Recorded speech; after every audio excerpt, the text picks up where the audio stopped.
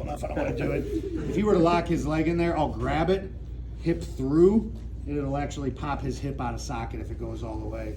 So if you're going against someone that understands this, try not to do that. So for me in top pressure, there's two different kinds of connections. There's what I refer to as a hard or stiff connection and a soft connection.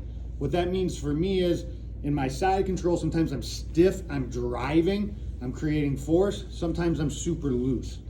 In this position, I utilize both of those. When I'm fully locked in, I'm cranking, I'm compressing his chest.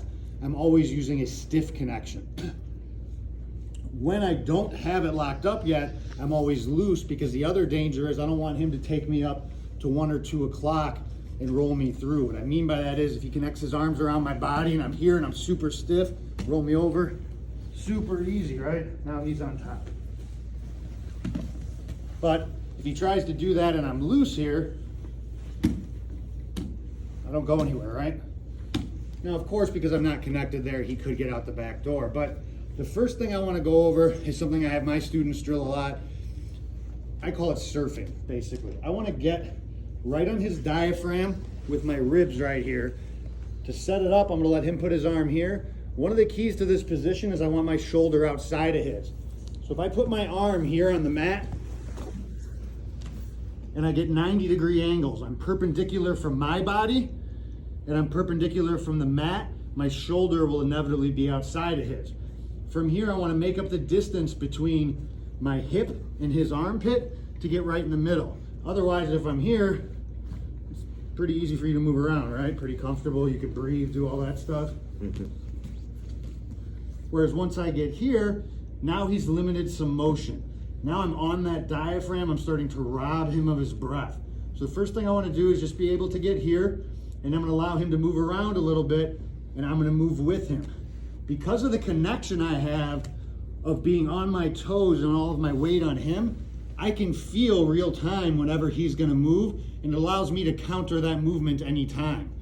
When we do side control like this, I don't really know what he's doing and he has no sense of urgency.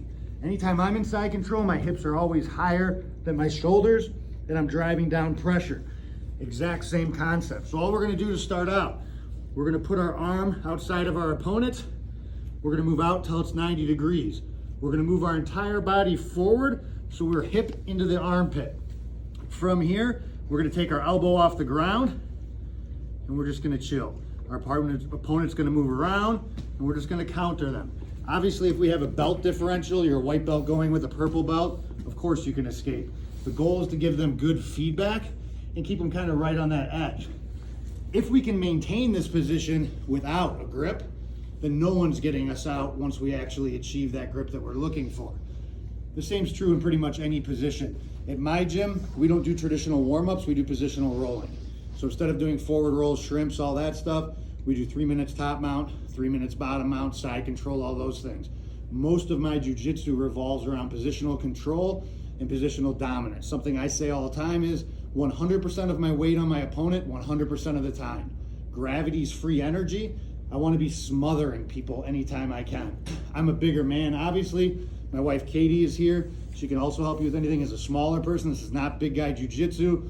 We had one of our other instructors does all the stuff I do. He competes at rooster weight, which I believe is 124 pounds, straight pressure jiu-jitsu, and I don't like having him on top of me either. Does anyone have any questions on this? Super basic. All right, let's drill it.